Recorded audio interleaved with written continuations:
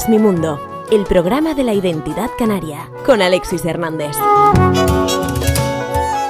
Miguel Manescau, director musical de Simbeque Project, bueno, entre otras cosas, pero músico por encima de todo, ¿no? Miguel, ¿qué tal? ¿Cómo estás? Bienvenido. Efectivamente, muy bien, muchas gracias Alexis por invitarnos, un placer como siempre compartir un ratito contigo, así que estupendo. Mira Miguel, oye, tengo que felicitarte a ti y a todo el equipo porque han cumplido un objetivo que se plantearon en 2015, ¿no? Cerrar una trilogía, aunque va a haber una continuación seguramente, pero bueno, ahora mismo cerrar una trilogía con un proyecto que nació bajo el nombre de Simbeque y en el que lo popular, lo folclórico fue el punto de partida para hacer una interpretación distinta de lo mismo. Enhorabuena porque han conseguido ya por fin cerrar la trilogía, por lo menos la primera. Pues muchísimas gracias. Y sí, efectivamente, la verdad que súper contento, sobre todo por lo que acabas de decir, por lograr conseguir el cierre del ciclo ese, ¿no? Yo la verdad que en casi todas las cosas que solemos trabajar me gusta mucho poner esos deadlines, esa necesidad de tener que cerrar un ciclo también para que las ideas no queden en ideas, ¿no? Porque hay un montón de ideas súper bonitas, un montón de proyectos que nacen con un montón de fuerzas, pero cuando se ponen los objetivos un poquito a largo plazo, quizás hay como una necesidad de llegar a eso, ¿no? De ponerle ese cierre, y la verdad que en este teníamos muchísimas ganas. Es verdad que nos tocó un año un poquito raro, la verdad, para cerrar, pero dentro de lo que cabe, pues mira, el objetivo está conseguido, nos quedamos súper contentos con el disco y sobre todo, ya te digo, con lograr cerrar un poquitito para... No por cerrar porque tuviéramos ganas de acabar con el proyecto, como decías tú, pues bueno, lo continuaremos por otro lado, pero bueno, ya era la manera de cerrar ese ciclo dedicado, como bien comentabas tú, al folclore de aquí, de Canarias, ¿no? Oye, Miguel, tú nunca has estado en un grupo folclórico, ¿no? De chiquito sí estuve. Sí, pero sí, muy sí. chiquito, De hecho, muy chiquito. Muy chiquito, sí. Después, a partir de los 13 ya empecé a meterme con el rock and roll y demás, pero mi iniciación con la música sí fue como el folclore, por varias cosas. Por un lado, porque mi madre era bastante folclore, que lo tenía siempre en casa también, y por otro porque no había mucho más, porque recuerda también, yo qué sé, pues hace 40 años, pues los profes que habían o te daban folclore o estudiabas clásico, ¿no? Y pasé por las dos cosas también, pero al final salí de las dos también, ¿no? Para acabar volviendo, al final esto es el eterno retorno. Sí. Pues te pregunto esto porque, bueno, me imagino que como tú pasará más o menos a todos los miembros del grupo, que por cierto se ha mantenido durante estos 5 o 6 años, ¿no? En este proyecto, ¿no? Esto es un dato curioso porque muchas veces muchos se apuntan, pero luego salen todos despedidos, todos volando, ¿no? Y no es el caso. Han habido colaboraciones nuevas, algún que otro cambio, pero el grueso y el equipo del principio se ha mantenido. Esto debe tener una lectura positiva, seguro, ¿no?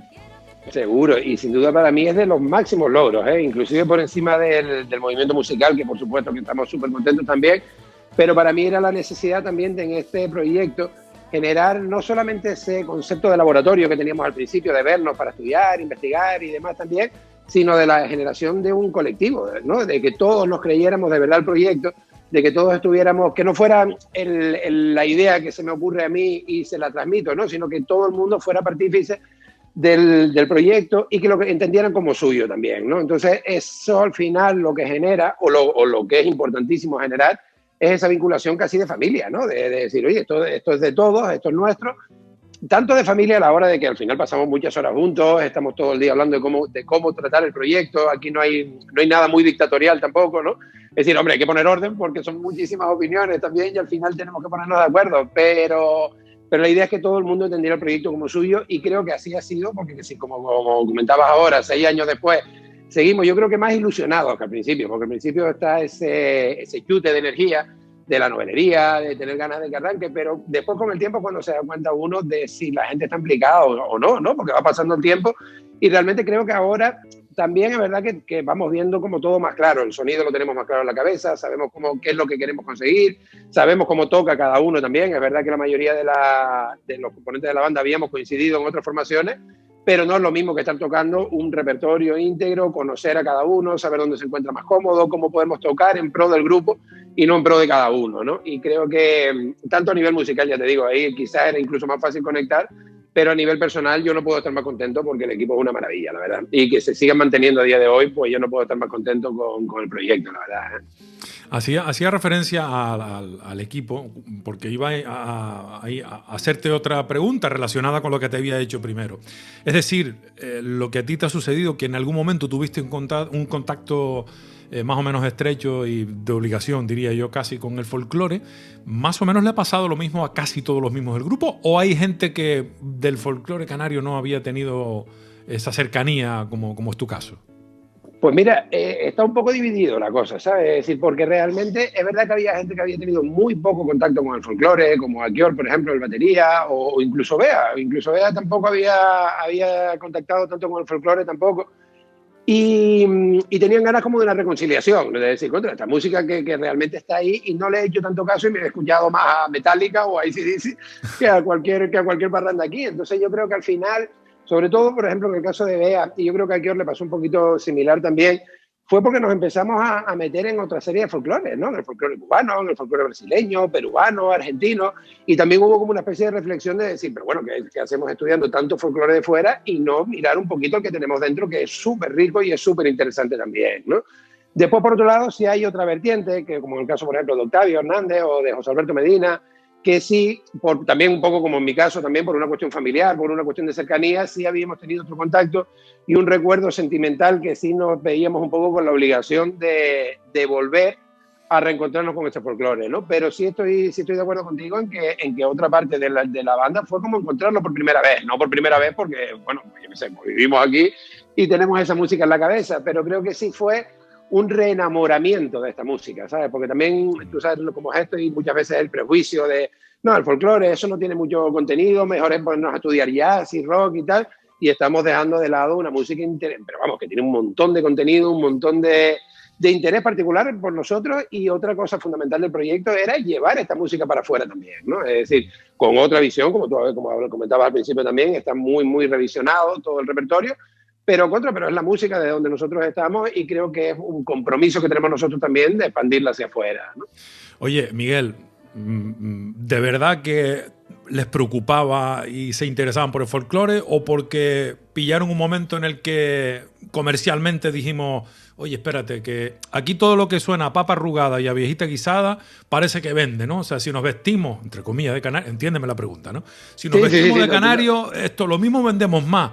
Algo de eso habría también, digo yo. Subirse al carro de ese afán impulsado sobre todo por muchos timplistas, por muchos proyectos, mucha música, apoderándose un poquito de folclore y decir, venga, para adelante. O nada que ver, y ahí existe el compromiso serio de decir, bueno, espérate, oye, vamos a investigar de verdad a ver qué es lo que hay detrás de esto, ¿no? No sé. Muy poquito que ver con eso realmente y sobre todo porque si lo hubiéramos hecho para eso que dice comercialmente, no hubiera buscado una banda de 11 personas, me hubiera hecho un trío con un timplista y me hubiera sido bastante también, más sencillo también de buscarlo. También es verdad. Entonces realmente lo buscamos realmente por esas ganas que teníamos de indagar un poquitito, ¿no? Y de hecho nunca ha sido un proyecto donde la comercialización esté como prioridad, ¿no? Es decir, no es un proyecto que estemos haciendo por dinero, porque como te decía, pues mira tú, ¿no? Es una banda muy complicada de mover. De todas maneras es lícito, ¿eh?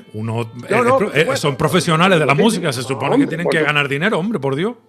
Por supuestísimo, pero justamente este proyecto no iba por ahí. Quiero decir, es verdad que todos los miembros de la banda pues tienen un nivel laboral súper prolífico, ¿no? Es decir, todo el mundo está trabajando con un montón de gente.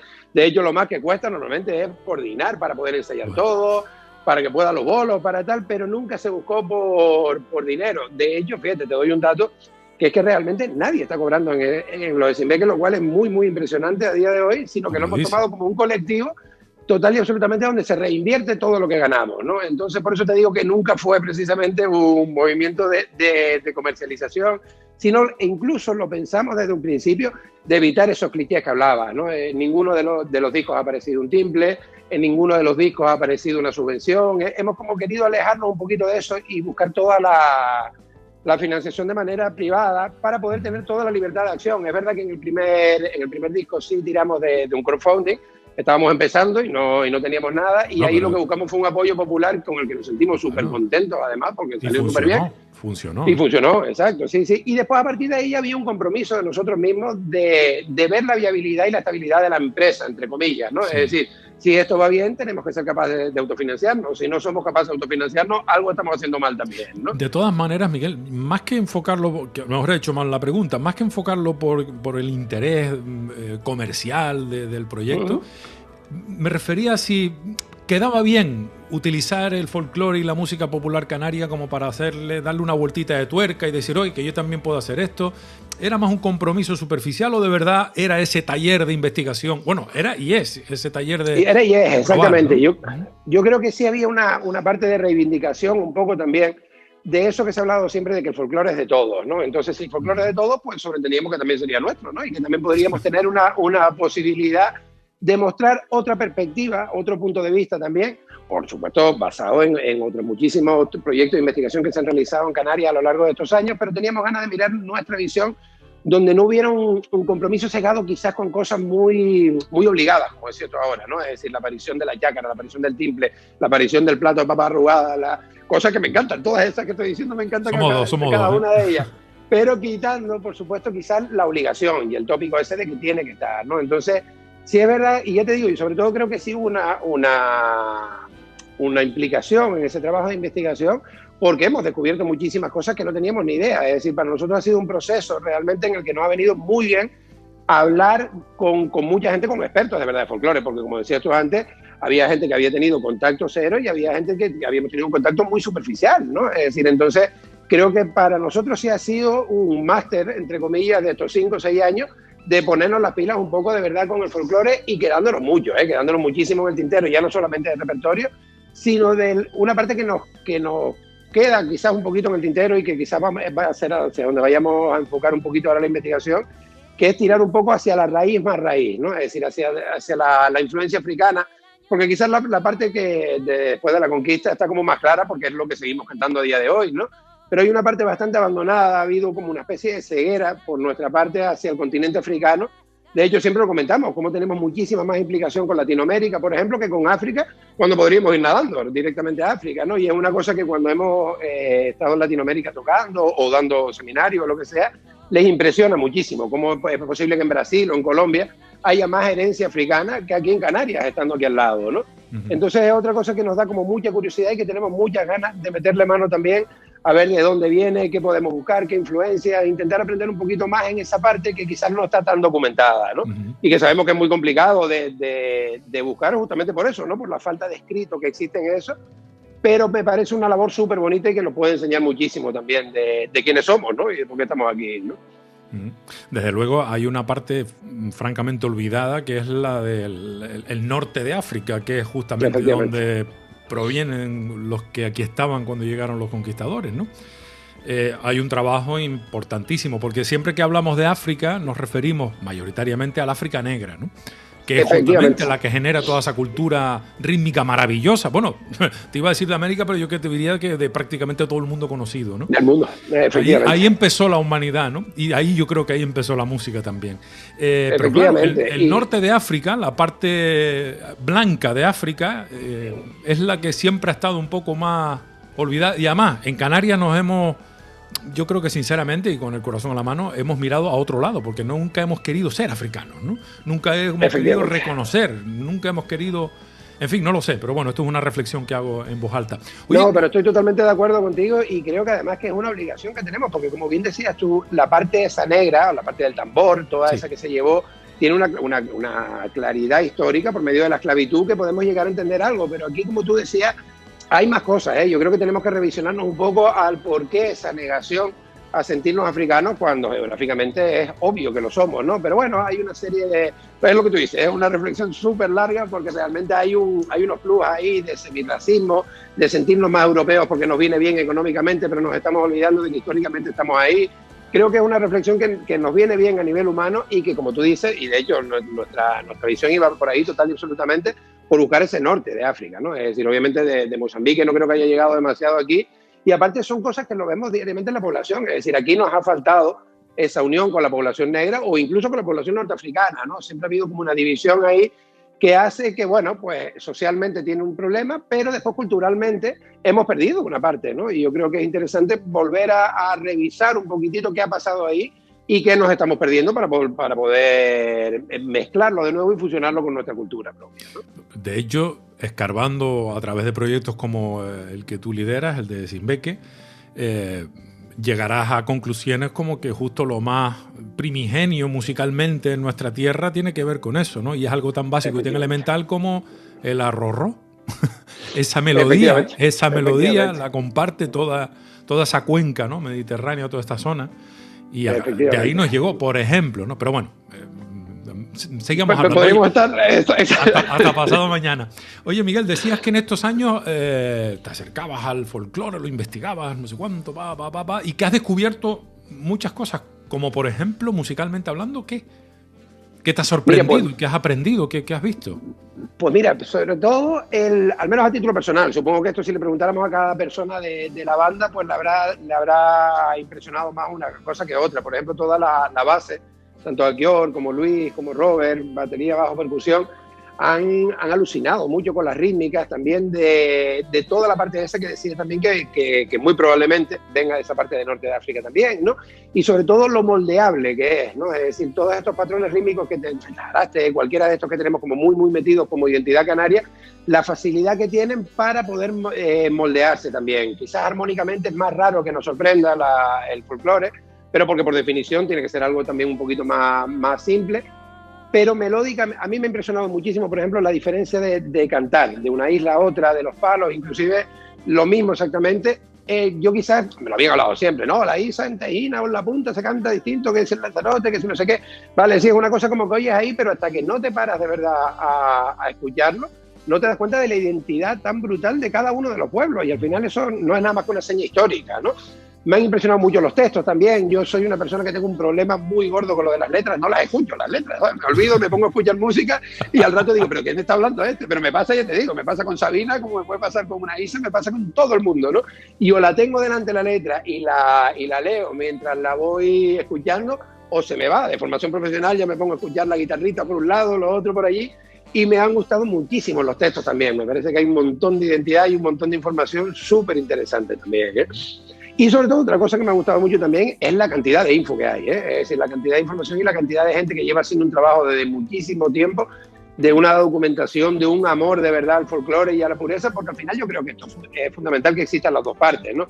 Esa discusión entre el purismo y la renovación me parece como un poco absurda. Es decir, claro que necesitamos gente que cuide de verdad la esencia y la historia pura del folclore, y claro que hace falta gente que la vaya renovando para que se vea como un organismo vivo, ¿no? Eso pasa en todos los folclores, ¿no?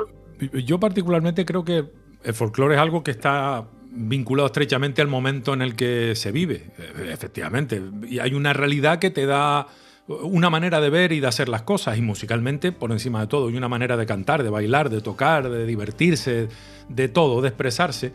Y yo particularmente cosas como, por ejemplo, el Simbeque Project, yo lo percibo como una especie de... un folclore del siglo XXI. Canario, fruto de distintas generaciones, de influencias africanas, europeas, americanas, de lo que ya se ha ido generando aquí durante no sé cuántos cientos de años. En fin, es que no hay otra manera de entenderlo. Lo que me parece un poco más insano es pensar que el folclore es exclusivamente cantar una folía como se cantaba en no sé qué tal región en 1943. No es verdad, eso es folclore. No, exactamente, pero es que no es verdad, también. Exactamente, es lo que tú acabas de decir, y yo creo que al final no somos nada más que hijos de nuestro tiempo, ¿no? Es lo que hay, es decir, estamos aquí, es decir, ahora mismo vivimos un momento de globalización brutal, donde creo que esto mismo que está haciendo Simbeque se está haciendo en Colombia, se está haciendo en Castilla y León, se está haciendo en Japón, porque vivimos globalizados también, y creo que para lo bueno y para lo malo, quiero decir. Es decir, claro que tiene su parte negativa también, pero después tiene una parte positiva donde nos hemos dado cuenta que al final tenemos la música del planeta y la tenemos a nuestro alcance, la tenemos a un golpe de un clic en un móvil, en nuestro ordenador, en donde sea, podemos ver qué música se hace en Uzbekistán, qué música se hace en Mongolia, y hacerla parte de nuestra música también. Al fin y al cabo, yo creo que el concepto ese de world music no deja de ser nada más que la posibilidad de escuchar música de otro lado, ¿no? Por supuesto que después cada uno tiene su identidad también, pero todos estos estos proyectos de revisión, me están viniendo muchos a la cabeza también, donde se une el jazz, se une la música africana, se une el rock inclusive, se une la electrónica, pero siempre queda latente la identidad de cada uno de esos sitios. Es una corriente que no creo ni siquiera que sea tan original ahora, sino que ha sido una necesidad que ha ido pasando por el resto del planeta y últimamente, bueno, el año pasado no porque se paró el mundo, pero antes que estábamos yendo a muchas ferias de estas de música y encontrábamos proyectos increíbles en cualquiera, recuerdo ahora uno de Chile, otro de Colombia, proyectos de investigación brutales, ya no solamente por el trabajo de investigación en sí y cómo te lo cuentan, sino por el resultado sonoro, lo moderno y lo contemporáneo que es, siendo respetuoso, que yo creo que al final eso se nota en el directo, cuando uno ve la gente tocando, ves cuando hay más de verdad, ves cuando hay más postureo, ves cuando hay... Pero yo creo que al final en Latinoamérica eso lo tiene muy claro también, lo de la identidad personal, esa unión de culturas, ¿no? Que quizás es un poco lo que hablábamos antes. Yo creo que nadie en Colombia tiene ningún problema en saber que ellos son parte de Europa, de los indígenas colombianos y de la esclavitud africana, ¿no? Mientras que aquí en Canarias era como que lo que hablábamos antes, como que nos sentimos muy europeos sin darnos cuenta de que gran parte de nuestra particularidad y nuestra grandeza es la tricontinentalidad, esa fusión de culturas que ha pasado siempre por Canarias, ¿no? Y yo creo que siempre enriquece, es decir, al final, ¿qué de malo puede llegar a tener el aprender de otra cultura? Creo que muy poquito le podemos... Además, porque hay con otras con las que está casi obligado, es decir, ahora mismo cualquier chico que quiera estudiar música moderna tiene que estudiar jazz, ¿no? Que no necesariamente, yo no es que sea tampoco un súper enamorado del jazz propiamente dicho, pero como que hay cosas como que se asumen que probablemente por la parte pedagógica del jazz, de lo bien que ha estipulado todo el movimiento armónico y tal, pero no por tocar bebop vas a ser mejor músico, pero sí por enriquecerte de otras culturas, creo que sí te puede hacer mejor músico y si me lo permite hasta mejor persona también por desarrollar la empatía también un poco de qué pasa en cada lado, ¿no? Bueno, pues me quedo con esa lectura de los beneficios terapéuticos de mejorar musicalmente. Oye, cuando hablabas, Miguel, del world music, de que tienes acceso tú, bueno, todos tenemos acceso unos a otros, culturas de aquí, culturas de allá. ¿Cómo hace, por ejemplo, Sinbeke Project para no sonar a lo que suenen otros fuera del mundo? Porque si todos nos nutrimos de todo, a lo mejor corremos el riesgo tanto aquí como allá de sonar todo como muy parecido, ¿no? ¿Cómo hace Sinbeke para decir, no, pero nosotros sonamos de esta manera necesariamente por esto? ¿Cómo lo hace? Pues mira, es un preguntón, ¿eh? Es un preguntón porque me parece que es de las cosas que más nos preocupaba al principio y nos preocupa ahora mismo también, ¿no? Porque es lo que tú dices, hay una dinámica, hay una línea, una direccionalidad hacia donde está tirando todo el mundo y como tú bien dices, es muy fácil caer única y exclusivamente por las influencias, por algo tan inevitable. Quiero decir, estamos escuchando cosas que nos gustan y eso se va quedando latente en toda la música que hacemos, ¿no? Eso es complicadísimo, realmente. Y yo lo único que le he encontrado a Sinbeke ha sido el paso del tiempo, el encontrarnos un poco, ¿no? Es decir, creo que en el primer disco teníamos... A mí en el primero quizás lo tenía yo más diseñado en la cabeza, entonces era más fácil que siguiera una línea también. En el segundo abrimos a que todo el mundo fuera más participativo, también teníamos más colaboraciones de otros lados y tal. Y aunque me gustó el resultado del segundo también, pero lo vi un poco más difuso, como que quizás se nos estaba yendo un poco la línea. Y creo que en este tercero nos hemos encontrado un poco, ¿sabes? Es decir, ya es la primera vez que oigo y digo, coño, esto suena a Sinbeke y no suena a 45.000 de las cosas que yo tengo en la cabeza.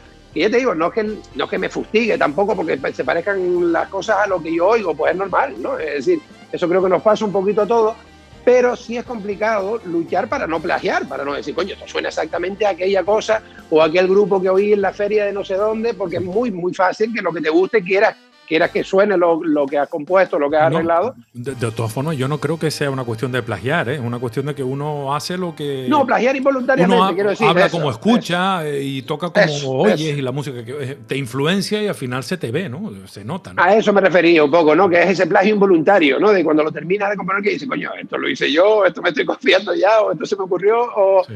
Pero en este último yo creo que también por otro lado es verdad que como sacamos todos los temas tan fuera de su contexto, en todo caso creo que no vamos a tener nunca problemas con el repertorio en sí, sino con la manera de arreglarlo, ¿no? Que a la hora de arreglarlo, pues que no se nos vaya demasiado a la oreja, pues yo qué sé, si he estado escuchando mucho a Pat Metheny, pues que no se parezca demasiado a Pat Metheny o a Metallica o a quien sea, ¿no? Pero que a la vez sí queríamos que quedara ahí también registrado que hemos estado escuchando eso, que eso no al artista a lo mejor en sí, pero sí, por ejemplo, que Si nos ha llamado mucho la atención un disco de música africana, pues, por ejemplo, ahora con Octavio estamos oyendo muchísima música de Pakistán, ¿no? Bueno, pues eso, quieras que no, claro que va a quedar algo ahí, ¿no? Es decir, pero de ahí a coger un arreglo exactamente e intentar colarlo por ahí, yo creo que ahí es cuando se nota un poco, ¿no? Es decir, como las influencias tienen que interiorizarse, ¿no? Y al igual que la música, yo creo que es un concepto que es fácil de entender todo, pero muy difícil de interiorizar. Entonces yo creo que el paso del tiempo es una cosa fundamental también para que todas esas influencias de verdad se formen como parte de tu música, ¿no? Y no como simplemente como pegatinas, como, ay, mira, ahora un poquito de Pakistán, un poquito de la India, un poquito de Japón, un poquito de... Eso se nota, ¿no? Y yo creo que al final es la prisa que tenemos de, ay, me encanta esto, lo quiero colocar, pero, oye, la cosa, un puchero tarda un tiempo en hacer si por algo es, ¿no? Pues vamos a tener tiempo también, porque al final esto no deja de ser más que una receta de cocina. Es decir, hay platos que pueden salir más rápido y platos que necesitan cocerse más, ¿no? Pues yo creo que algo tan complicado, con tanta influencia y con tanta gente, con tantas cabezas distintas, hay que dejarlo madurar también, ¿no? Y yo creo que ahora vamos encontrándonos, ¿no? Es decir, de aquí ojalá que esto tenga toda la duración que podamos, bueno, que podamos estar vivos y podamos seguir haciéndolo mientras tanto, porque yo creo que a mayor tiempo más nos vamos a encontrar a nosotros mismos, como volviendo con la terapia de antes, pues yo creo que también el mismo hecho de cumplir años nos hace entendernos mejor a nosotros. Miguel, por simplificarlo mucho, porque eso es muy simplón lo que voy a decir, pero bueno, la música, por lo menos tal cual la entendemos, o la queremos entender nosotros, digo las personas, o por lo menos yo creo, pues bueno, pues nos apoyamos en unas bases muy concretas musicales. Tenemos por un lado el ritmo, tenemos por el otro lado la armonía en la que se desarrolla, y tenemos por un tercer lado la melodía que se desarrolla sobre esa armonía, por hacer un esquema muy simplón. Las melodías más o menos guiñan el ojo en el caso de Simbeke desde lo popular, se trata de eso, de una especie de reinterpretación, ¿no? Pero ahora bien, armónicamente sí que está centrado sobre todo en la armonía moderna, en la vuelta de tuerca que se le puede dar a lo que parece que siempre iba a sonar igual. Pero yo donde he notado una evolución importante en los 3 discos de Simbeke, en general en todos, pero sobre todo rítmicamente, ¿no? Porque cuando el ritmo es lo que marca la diferencia, es cuando más se nota la diferencia. No sé si estás de acuerdo conmigo y no sé si van por ahí los tiros de este tercer volumen, que por cierto, abro paréntesis, han ido más o menos a la Sota, Caballo y el Rey, a la Guisa, a la Folía, a la Malagueña, eso que estaba, hasta el Paso Doble y las Canarias. Bueno, no como lo conocemos habitualmente, por suerte, creo yo, porque así se enriquece todo, ¿no? Es curioso como tengo la sensación de que con lo que más ha evolucionado Simbeke Project, evidentemente porque ha pasado el tiempo, es un tercer disco, pero has ido a los aires musicales más elementales y básicos, la Guisa, la Folía, la Malagueña y poco más, vamos a resumirlo ahí, unas seguidillas también, bueno, lo más elemental y lo más conocido, digamos, por el público, pero sin embargo, rítmicamente le has dado una vuelta de tuerca que se suma a la vuelta de tuerca a la que ya nos tenías acostumbrados armónicamente, eso es por descontado, ¿no? Pero ¿por qué ese descubrimiento y ese empeño en que rítmicamente la cosa sea distinta? Mira, pues súper interesante también lo que planteas, porque como te decía al principio, una de las cosas que más nos llamó la atención y como te comentaba antes también a la base, era la posibilidad de trabajar modificando esa rítmica, porque como dijiste antes también, que creo que además el resumen fue perfecto, lo de la melodía, armonía y ritmo, porque por simple que parezca, creo que es la esencia total y absoluta de la música, ¿no? Y creo que muchas veces también se nos confunde cuando hablamos de vamos a hacer un arreglo y rearmonizamos algo, ¿no? Es decir, y la rearmonización es una preciosidad y a mí la armonía me parece de las magias más grandes que pueda tener la música, ¿no? Pero creo que a veces se confunde el rearmonizar algo con hacer un arreglo, es decir, la rearmonización es parte de un arreglo, ¿no? Pero si yo toco una ISA, como decíamos, y simplemente lo que hago es cambiar los acordes, pero sigo tocando tun, tin, tin, va a sonar muy a una ISA. Es decir, por muy bonitos y muy raros que sean los acordes que le metamos por ahí, ¿no? Y vimos que realmente donde había un golpe, y además fue una cosa que nos preocupaba desde el principio, ¿no? Es decir, puede ser que en el primero, aparte de porque nos apetecía hacerlo, estábamos todos muy estudiando todo ese rollo amalgama, íbamos a tocar a 7 y a 9 y a 11 y tal, pero también hasta eso hay que medirlo, era un poco lo que te comentaba antes, quiero decir, tampoco por hacer un tema a 7 no va a sonar mejor por el hecho de que esté a 7, ¿no? Sino que tienes que lograr que suene natural, que prácticamente no parezca, ¿no? Cuando estamos oyendo, por ejemplo, yo que sé, Chopin, que está en el segundo disco, que está a 15, lo de menos es que esté a 15, ¿sabes? No es que queremos que la gente saque una calculadora y diga, Dios mío, están tocando a 15 por 8, no, sino que suene natural y para nosotros que también sacar un poquito de contexto. Y yo creo que realmente a la hora de descontextualizar todos estos temas, se nota muchísimo más cuando trabajamos la parte rítmica que cuando modificamos levemente la melodía o muy bruscamente los acordes. Pero quizás yo creo que estamos ya muy acostumbrados. Los boleros han pasado por esa parte ya de rearmonizar y de que suenen otra cosa totalmente distinta. La música argentina es otra maravilla para eso también. Pero en esos dos casos, por ejemplo, se sigue manteniendo la rítmica del bolero y se sigue manteniendo la rítmica de una chacarera o de un tango, de lo que sea, aunque estén súper enriquecidos. Por ejemplo, todo el curro de Piazzolla que hizo fue muchísimo más armónico que rítmico también, ¿no? Es decir, entonces se sigue escuchando la esencia.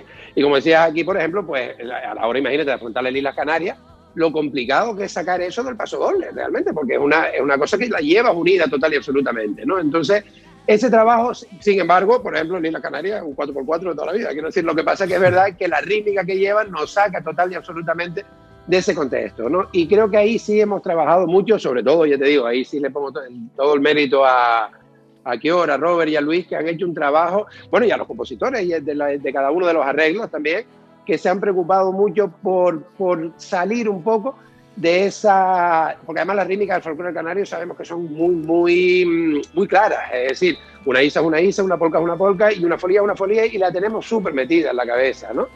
Entonces, desde que la saquemos un poco de ese vínculo, y más como decías tú ahora, si encima hemos ido a Sota, Caballo y Rey, pues la cuestión era dar la sorpresa justamente en eso que es más popular, ¿no? De todas formas, el folclore canario, a pesar de que existen, bueno, iba a decir infinidad, tampoco tanto, ¿no? Pero hay cientos de posibilidades porque en cada pueblo se canta o se toca de una manera, en cada rinconcito, los estilos y tal, pero es muy rico en pequeñas variaciones, pero sin embargo, rítmicamente somos bastante sencillitos, ¿eh?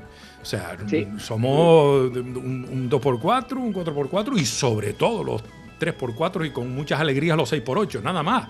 O sea, no nos creamos que tampoco somos el ombligo del mundo, porque curiosamente, fíjate tú, todo el folclore que finalmente llega a América y que pasa por aquí, viniendo de África, Europa, pasa y no sé cuánto, rítmicamente, bueno, que te voy a contar yo a ti, ¿no? Pero rítmicamente es una brutalidad en cuanto a ritmos y posibilidades, sobre todo sobre todo no, en toda América Latina, da igual que sea Argentina, Chile, Cuba, Venezuela, o sea, rítmicamente son, una locura. Ahora cualquier músico que quiera acercarse a eso, como te digo, a ti no tengo que explicarte nada, ¿no? Es una verdadera locura. Sin embargo, el folclore canario, sí, tenemos muchas variedades, es muy rico, es muy prolífico, está alimentado de muchísimos sitios, pero rítmicamente es Sota, Caballo y Rey. No hay cosas tan siquiera el tajaraste, que es lo más rítmicamente. O sea, no es nada del otro mundo. Exactamente. Dentro de todo el trabajo ese que hicimos de sorprendernos dentro de aquí, creo que lo más que encontramos fueron algunos ranchos de ánimas que buscamos, que estaban a 5, que está alguna cosa 7, pero que ni siquiera tenía, más bien era la manera de cantar, que intentaba medir y decía, bueno, pues esto debe ser, ni siquiera era un 5 exacto tampoco, sí, pero bueno, se parecía. Pero yo creo que ahí sí tiene mucho que ver con lo que hablábamos antes de la ceguera que hemos querido tener con esa África negra que también la teníamos cerca, porque toda esa diversidad en polirritmias y demás que hay en Latinoamérica es porque se han mezclado culturas aquí. Claro. España, al fin y al cabo, también tuvo una época donde quiso definir un folclore, porque quizás esa carencia que tenemos nosotros, lo he hablado con otros muchos amigos músicos de la península, y me han dicho que lo encuentran exactamente igual en la jota, en la sardana. Hay como un folclore institucional, vamos a llamar. Es decir, que quizás en el franquismo tuvo mucha tirada, ¿no? Lo fue. Era un folclore y además por obligación. Exactamente. Y sobre todo un folclore, que lo hemos hablado por activa y por pasiva, donde la diversión no se le ve tanto, ¿sabes? Quiero decir, tú ves, por ejemplo, cualquier muestra folclórica en Uruguay, en Chile, en lo que decía, y está claro que es una fiesta, y se ve un colorido, una actitud, mientras que aquí hay, bueno, ahora cada vez menos, es verdad, pero en ese momento también lo que hablábamos ahora era una imposición dada y clara de la manera del baile, del no nos pasemos, quiero decir, todo estaba demasiado arreglado, y creo que eso inclusive afectó a las rítmicas de los folclores también. Es decir, no toques algo demasiado movido, no vaya a ser demasiado carnal. Vamos a prohibir el carnaval, vamos a prohibir todo lo que lleve una rítmica un poquito más alegre. Se le escapó un poco también, ¿no? Y yo creo que también somos un poco víctimas de esa herencia. Al fin y al cabo es lo que hablamos antes, somos lo que somos porque estamos donde estamos en el momento, y en el espacio histórico, ¿no? Y creo que esa parte también, aquí fueron los años que fueron durante el franquismo, y eso caló también el concepto y la identidad del folclore, ¿no? Ahora somos otra cosa, pues vamos a ver qué hablamos dentro de 20 años, ¿no? Pero creo que eso está ahí, ¿no? Yo creo, Miguel, esto es una opinión mía personal, yo creo que a nosotros nos salvó precisamente la influencia norteafricana, sobre todo la andaluza, que tiene que ver con ese norte de África también, con la etapa de los árabes, ¿no? En España y todo eso que pasó por aquí y lo que vino de África, y eso todo conjuntado con que estamos en el sur y hace buen tiempo. Porque desde luego no se me ocurre, bueno, no lo sé, no me quiero meter con nadie, ¿no? Pero no tiene pinta de que de la mitad de España peninsular para arriba sean como muy divertidos musicalmente, ¿no? Son como, debe ser por el frío o algo de eso, ¿no? Claro, es que al final se juntan muchas cosas, exactamente. Y que era lo que resulta raro es que teniendo todo lo que tú acabas de contar, teniendo el buen tiempo que tenemos ese sol, tenemos todo eso.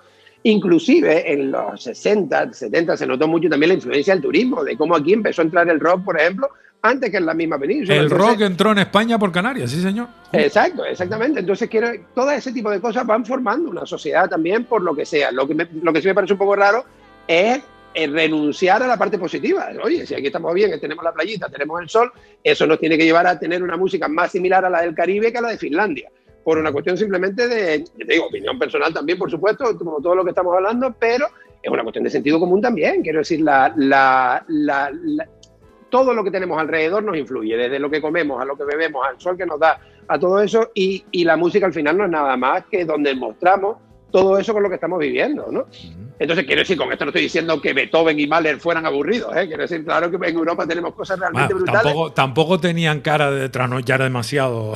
Eso te iba a decir, como para poner la según como lo han pintado. Pero musicalmente es brutal, ¿no? Entonces creo que realmente aquí estamos hablando más de lo popular, y que lo popular casi siempre ha llevado un concepto festivo, es decir, en la unión de la familia y el divertirse también, hombre, que la música tiene que ser parte de pasarlo bien. Qué pena que en el siglo XX no hubiera habido posibilidad de grabar a las parrandas que se formaban, ¿no? En las fiestitas de las casas y todo eso, porque ahí es donde estaría parte del folclore más auténtico, más de verdad. Exacto, sí. Por eso, exacto, porque es que es muy distinto. Además, es que lo que acabas de decir es muy distinto. No es lo mismo una casa en su interior, con su intimidad y sus costumbres, a la muestra. La exhibición es otra cosa, ¿no? Y la exhibición viene dada por el contexto político que hay, ¿no? Desde luego. Bueno, nos hemos ido por los cerros de Úbeda. Bueno, no sé si por ahí o por las cañadas del Teide mejor, ¿no? Nos hemos ido por el lugar. Pero no importa, estamos hablando más de lo mismo. Oye, el concepto que tenías para el Simbeque Project en el volumen 3 no es exactamente el producto final que se consiguió.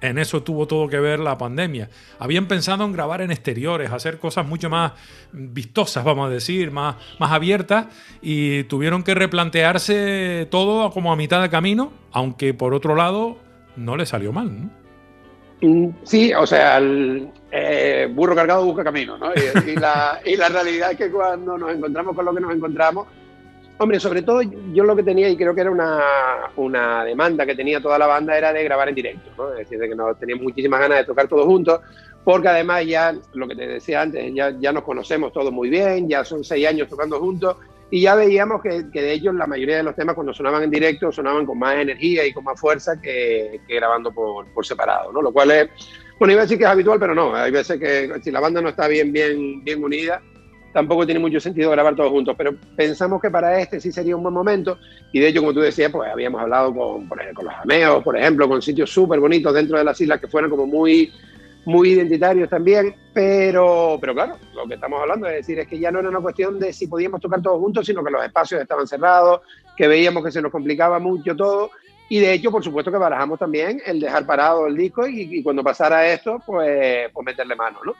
Pero como vimos que no era una cuestión de 1 mes ni de 2 meses, sino que esto se iba prolongando en el camino también, y que ya teníamos el material bien trabajado, bueno, y compuesto sobre todo, y no queríamos aburrirnos tampoco, dijimos, bueno, pues si esta es la real, quizás creo que el término este que se usa mucho ahora de la resiliencia y tal, ¿no? Como al final es esto es lo que hay, pues esto es lo que hay. Es decir, no podemos aquí echar a llorar y decir, Dios mío, el mundo se viene abajo y tal, o simplemente pasar un proceso tan difícil como fue el del año pasado, entretenidos en esto. Creo que de hecho también, volvemos con el movimiento terapéutico que hablábamos antes, nos vino genial, porque realmente estuvimos muy entretenidos. Primero, toda la primera parte, cuando estábamos confinados, pues mandándonos material online, que gracias a toda esta tecnología que tenemos ahora era una manera maravillosa de poder currar, de irnos pasándonos los arreglos, de irlos trabajando cada uno. Después ya cuando se abrieron un poco la posibilidad de salir, de poder encontrarnos para ensayar y después ya cuando se nos permitió meternos en estudio, pues poder meternos a grabar, ¿no? Como bien dices, tuvimos que reformular toda la propuesta, pero mira, al final nos quedamos contentos, ya no solamente por el resultado en sí, que obviamente después de tanto curro, pues sí nos quedamos contentos, pero sobre todo por haberlo hecho y por habernos sacado un poco de la oscuridad esa en la que andamos un poco metidos todavía. Pero yo al menos desde el principio he intentado tener la mente lo más positiva posible y pensar que esto son rachas y que por muy horroroso que sea el momento que estamos viviendo, no es ni siquiera comparable a, ya no sé, cuando todo el mundo está utilizando toda esta terminología bélica, estamos en una guerra, en una guerra es que te caigan bombas encima y es otra cosa, ¿no? Es decir, ahora mismo estamos pasando un momento complicado, pero en el que por suerte, pues mira, todos tenemos un plato de comida. Y por suerte hemos tenido además incluso la posibilidad de grabar un disco, que eso es un lujo, ¿no? Como en tipo de guerra, como estamos hablando, ¿no? Creo que la guerra es otra cosa y creo que simplemente esto es una cosa que nos cogió desprevenido y que hemos tenido que adaptarnos, y creo que la inteligencia del ser humano a lo largo de toda su vida ha sido la capacidad de adaptación al medio. Si esto es lo que hay, tenemos que adaptarnos a lo que hay, ya vendrán tiempos mejores, espero, pero somos músicos y creo que tenemos la responsabilidad con la música, con nosotros mismos y con divertirnos, como te hablaba antes. Cada vez creo que estoy haciendo un máster en disfrutón. Creo que lo más que me interesa en el mundo es pasármelo bien y disfrutar de lo que hay alrededor, simplemente, ¿no? Pues hay que cuidarse mucho, ¿eh? Ponerse la mascarilla y todas esas cosas, porque por supuesto, no, claro. Es una guerra al uso, pero desde luego el bichito no nos da tregua, ¿eh? Desde luego que no. Claro, pero lo que quiero decir es que dentro de todo lo malo, mirar la parte positiva. Claro que nos tenemos que cuidar, claro que hemos tocado más que nunca con gel hidroalcohólico en las manos, nos hacemos test cada vez que nos subimos. Creo que la cultura está poniendo de manifiesto que el compromiso y la voluntad demuestra la seguridad. No ha habido ningún caso de contagio todavía en el entorno cultural, sobre todo porque las medidas son brutales, ya te digo. Es decir, yo todos los conciertos que he hecho ha sido PCR, mascarilla, distancia de seguridad con los compañeros, distancia de seguridad con el público, y me parece que es una obligación que tenemos nosotros los músicos también, demostrar el respeto al prójimo, por un lado, y el respeto y la prudencia a lo que está sucediendo alrededor, ¿no? Pero de ahí a detener toda la actividad, creo que tenemos que luchar entre todos, porque no creo que sea la solución. Esto totalmente a título personal de nuevo, pero creo que sí, es cierto que la pandemia es horroroso, pero dejar que la gente se muera de hambre o de depresión no sé si es la mejor solución. Sí, y además he de romper una lanza en favor de la cultura. Yo que por mi trabajo pues tengo que viajar y también me puedo permitir el lujo de asistir a algún espacio cultural, algún concierto en directo. He de confesar que yo me siento mucho más seguro en un entorno relacionado con la cultura que cuando viajo, a pesar de que cuando viajo también, pues bueno, me siento seguro, ¿no? Pero pero por ejemplo, estoy más cerca de un posible contagio en una guagua, en un barco, en un avión o en un tranvía que en un teatro, porque en el teatro... O en un centro comercial, Alex. O en un centro comercial, en Navidades se vio clarísimo, ¿no? Es decir, cómo se volvió a solapar otra vez la actividad cultural y cómo seguían esos centros comerciales, que yo entiendo, quiero decir que todo es una cadena de trabajo. Yo no quiero que cierre nadie, pero sí quiero, como decías tú, echar esta lanza a favor de la cultura, porque se está haciendo muy bien, se está haciendo con mucha cabeza, por parte de todo, es decir, por parte de la administración. Creo que el gobierno de Canarias ha puesto la voluntad encima de la mesa. Creo que cada vez son más los ayuntamientos y los cabildos que empiezan a entender la necesidad de reprogramar y de activar todo, y creo que después tanto los espacios culturales como los propios artistas estamos muy concienciados de la importancia de la seguridad, por supuesto, hacia nosotros mismos y ofrecerla, pero por otro lado de la necesidad fundamental de que siga funcionando todo, ¿no? Si esto se para, sabemos perfectamente la cantidad de gente que mueve la cultura, que vive de la cultura y que no se puede parar. Es decir, llevamos casi un año ya sin trabajar, ¿no? Eso es malo, desde luego que es malo. Oye, por cierto, ¿quién está detrás de las composiciones / arreglos de este tercer volumen? Me imagino que tú habrás tenido una parte importante, pero no tú solo, ¿no? No, como te decía, a partir del segundo disco sí lo empezamos a abrir un poquitito a que todo el que tuviera ganas de aportar también una revisión, un arreglo, lo que fuera, pues estuviera. Y en este caso se encargaron Norberto Orteaga, Beatriz Alonso también se encargó de las malagueñas y Octavio Hernández. Bueno, y yo me encargué también de un par de temas, o sea que en realidad lo hicimos entre los cuatro.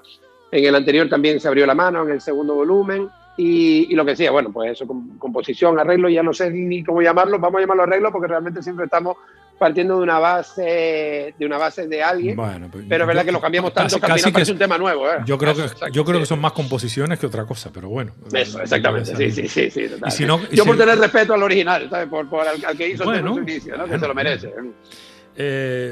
Sino que se lo digan, por ejemplo, a Kumar Subelbao Beat, porque he metido un rap en el paso doble y esa letra es de él, esa no es de...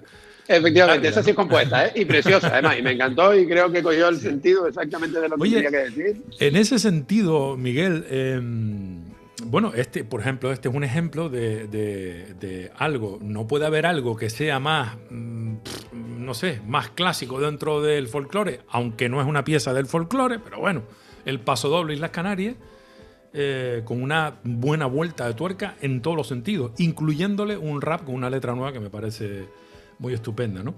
O sea, esta es la explicación de que eso también es parte del folclore, desde luego. Y a colación de esto, puede ser es una pista de que a lo mejor en un siguiente volumen de Simbeque Project, que posiblemente lo haya en el futuro, quieran prestarle un poquito más de atención al mensaje que se da, no solo musicalmente, sino también con unos textos en concreto. Pues sí, exactamente. Y además era una cosa que lo veníamos rumiando ya hace tiempo también, porque creo que es súper importante. Es decir, es verdad que, por ejemplo, en el disco anterior, ya Bea, por ejemplo, hizo alguna modificación, por ejemplo, en el Baile del Santo. Creo que para este disco también, tanto ella como Norberto modificaron alguna cosita para empezar a mandar un mensaje, pero es verdad que estamos trabajando siempre con unas letras que ya estaban hechas. Entonces, es verdad que cualquiera muchas de las piezas del folclore se basan en que una misma estructura armónica pueda recibir 1.000 millones de letras y 1.000 millones de opciones. Pero el rap, por ejemplo, nos parecía una muy bonita manera de entrar sin tener nadie a quien pedirle permiso, ¿no? Es decir, porque al final, como tú bien dijiste, a Kumar nosotros lo que le dijimos fue, oye, haznos algo pensando en Canarias, ¿vale? Es decir, tú cógete tu tiempo, no tengas ningún problema ni con la letra de dónde viene, ni con el resto del repertorio, sino simplemente qué querrías cantar tú de aquí, ¿no? Entonces, creo que para el resto de los discos sí lo tenemos muy en mente también. Empezar a... No en mi caso, yo soy un letrista pésimo, pero como hay gente dentro de la banda que lo hace bastante mejor que yo, por ejemplo, a Bea, sí, eso sí se le da muchísimo mejor. Octavio escribe muy bien también. Entonces, creo que hay gente que nos puede ayudar a lo que tú comentabas ahora también, a que hay un mensaje implícito también, donde nos movemos un poco también, ¿no? Es decir, porque al final... quiero decir, tampoco que no vayamos a hacer ahora canción protesta, porque nosotros somos desde el principio ¿por qué no? muy... O sí, qué sé bueno, yo. o si nos apetece, sí, también es verdad, pero yo siempre he sido como muy mensajero de la música. Creo que el mensaje se dice con la música, pero por lo que te decía antes, porque eso es un error mío, porque no oigo las letras. Entonces por eso soy tan mal letrista y por eso tan mal, porque siempre como que le doy mucha más prioridad a la música que a los textos. Y eso es un error por mi parte horroroso, que intento cuidármelo cada día porque me pierdo mucho, me pierdo un montón también de... Es verdad que hay letras que es preferible no oírlas, pero hay otras muchas que son verdaderas obras de arte, ¿no? Entonces, me pasaba mucho con Serrat, por ejemplo, que yo siempre, porque yo no escucho Serrat, ¿sabes? Es decir, cuando ya pues, me ponían las letras delante, eran verdaderas obras de arte, ¿no? Es decir, pero también a lo mejor fue la época de pop, que escuché mucho pop y pop insustancial de ese que yo decía, a mí qué me importa si tu novio se levanta y se lava los dientes y tal, eran como esas letras que me hacían no prestarle atención, ¿no?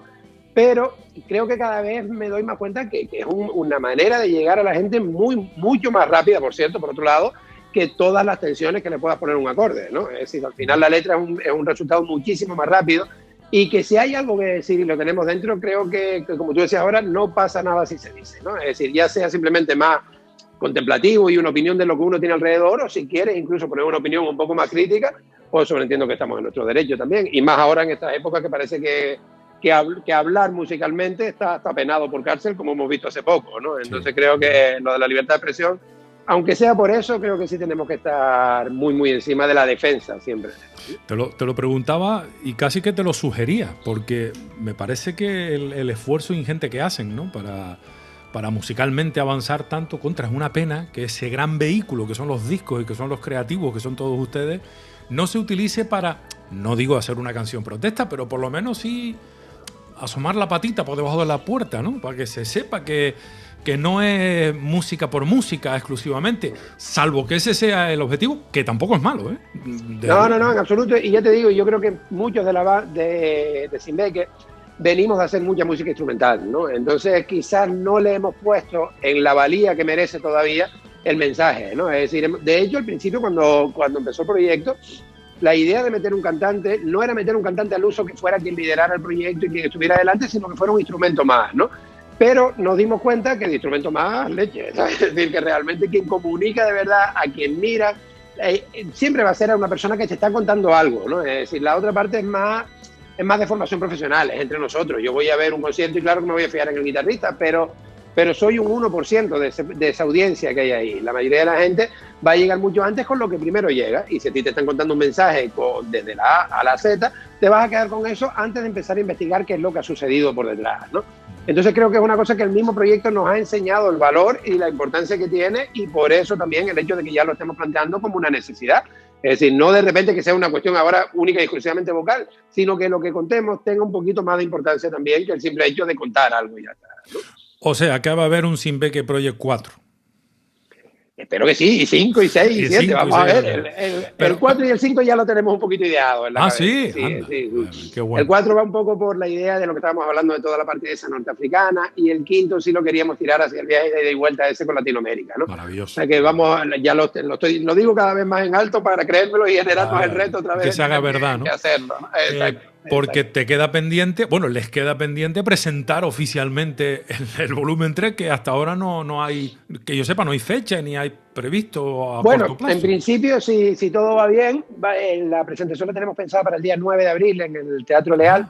Digo si todo va bien porque como todos sabemos, ahora todo está a expensas de 20.000 cosas, pero bueno, si todo va bien, en principio vamos a decirlo en alto para que se cumpla también el 9 de abril, y ya nos están saliendo más cositas a partir sobre todo de mayo, junio.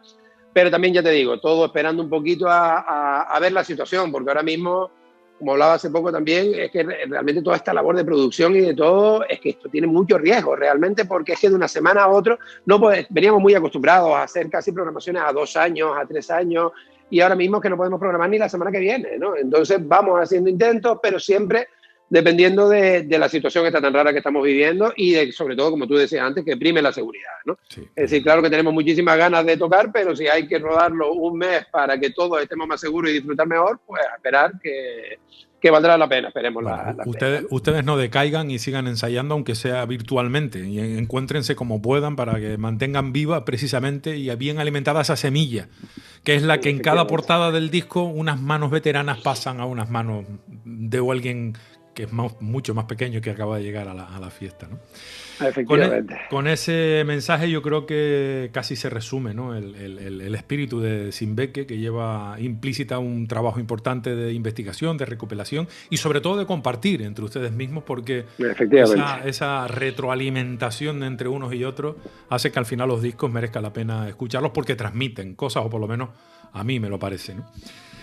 Miguel, si queremos hacernos con el disco, escucharlo, contratarlo, imagínate, ¿no? O incluso recibir clases tuyas, porque yo sé que tú te dedicas a esto de dar clases online de guitarra, supongo, ¿no? No te ibas a descubrir de repente como un profesor de, no sé, de latín o algo así. No era el caso.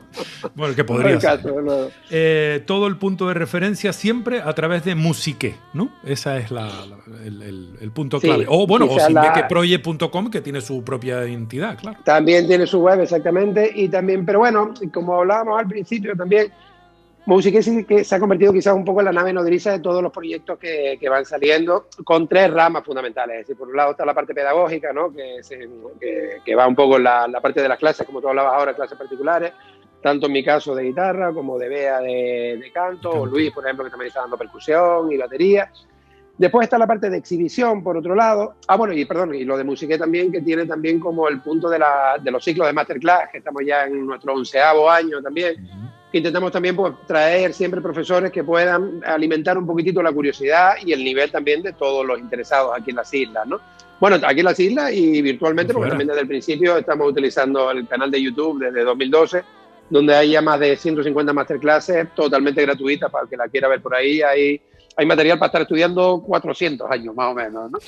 Después está la parte de exhibición y de investigación, que lo hemos unido todo en un proyecto que se llama Tiempo, que son las iniciales de trabajo de investigación y evolución de las músicas populares, ¿no? En donde quizás ahí sí está como buque insignia Simbeque, ¿no? Pero estamos otros muchos proyectos como ese de Fusión, Puertas Adentro, El Gran Desenfado, donde hemos cogido, pues eso, música folclore de muchos sitios, haciendo un poquito este trabajo de revisión también como el que hablábamos de Simbeque, ¿no?